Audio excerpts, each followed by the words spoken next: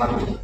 Menimbang bahwa oleh karena pemeriksaan perkara ini terdakwa dikenakan penahanan, maka terhadap namanya terdakwa berada dalam tahanan sebelum putusan ini mempunyai kekuatan untuk tetap dikurangkan seluruhnya dari pidana yang ditentukan.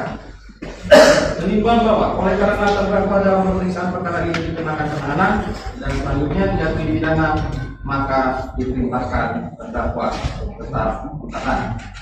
Menimbang bahwa terhadap barang bukti, majelis hakim akan mempertimbangkan sebagai berikut.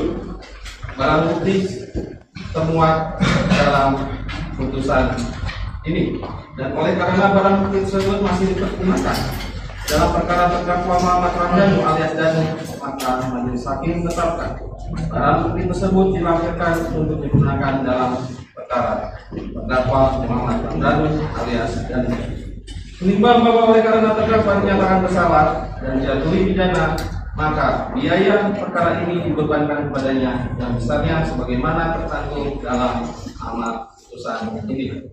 Menimbang bahwa sebelum menjatuhkan pidana perlu dipertimbangkan akan hal-hal sebagai berikut. Hal-hal yang memberatkan: perbuatan terdakwa telah menghilangkan nyawa orang lain. Perbuatan terdakwa sangat mengganggu ketentraman dan sangat merusak kehidupan sosial masyarakat. Terdakwa berbelit-belit dalam persidangan. Hal-hal yang meringankan: terdakwa belum pernah dihukum. Terdakwa bersikap sopan di persidangan. Mengingat ketentuan pasal 340 KUHP untuk pasal 55 ayat 1 ke 1 KUHP dan pasal 197 ayat 1 KUHP serta ketentuan hukum dan peraturan perundang-undangan dengan lainnya yang berkaitan dengan perkara ini. Mengadili: 1. Menyatakan terdakwa Yosef Hidayat bin Undi Al-Mahmud telah terbukti secara sah dan diyakinkan bersalah melakukan tindak pidana pembunuhan berencana yang dilakukan secara bersama-sama. 2. Menjatuhkan pidana kepada terdakwa Yosef Hidayat bin Undi Al-Mahmud tersebut oleh karena itu dengan pidana penjara selama 20 tahun.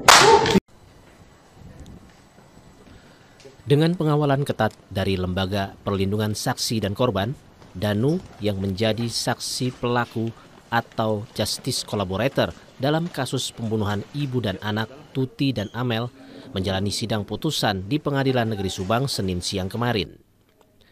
Dalam sidang yang diketuai Majelis Hakim Ardi Wijayanto, Danu dinilai telah berani membongkar kasus pembunuhan yang telah berlarut-larut selama 2 tahun lebih.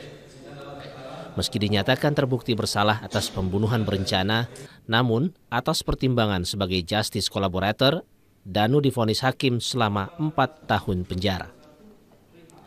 Atas vonis tersebut, jaksa penuntut menyatakan pikir-pikir, namun merasa puas karena tuntutan sebagai pelaku pembunuhan berencana telah terbukti. Sementara kuasa hukum awalnya memperkirakan vonis Danu akan lebih rendah dari vonis hakim. Meski demikian, kuasa hukum menghormati keputusan majelis hakim. Begitupun dengan keluarga Danu mengaku ikhlas dengan vonis 4 tahun terhadap Danu.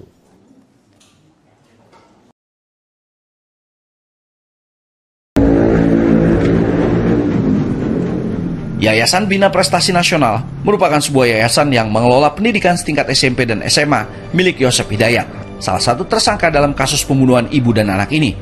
Sejak peristiwa pembunuhan itu, kondisi sekolah sangat tidak terurus. Kondisi gedung terlihat rusak, atap genteng ambrol, meja bangku siswa berdebu. Menunjukkan aktivitas belajar mengajar di sini sudah lama tidak berjalan. Tapi menariknya, sekolah ini bahkan masih membuka pendaftaran baru siswa didik untuk ajaran 2023-2024. Dari penyelidikan dan pengembangan pihak kepolisian, yayasan ini diduga kuat menjadi pemicu terbunuhnya ibu dan anak itu. Yoris Raja Amalullah, anak tertua Yosef, juga ikut membenarkan adanya keterkaitan dengan yayasan. Selamat malam kawan-kawan yang melihat visual ini. Saya kebetulan hari ini ada di Polda Jabar dan kita di depan Krimsus dan Krim yang kantor tersibuk menangani perkara pidana. Saya hari ini menyampaikan kepada semuanya bahwa hari ini saya sebagai kuasa hukum dari Pak Dedi.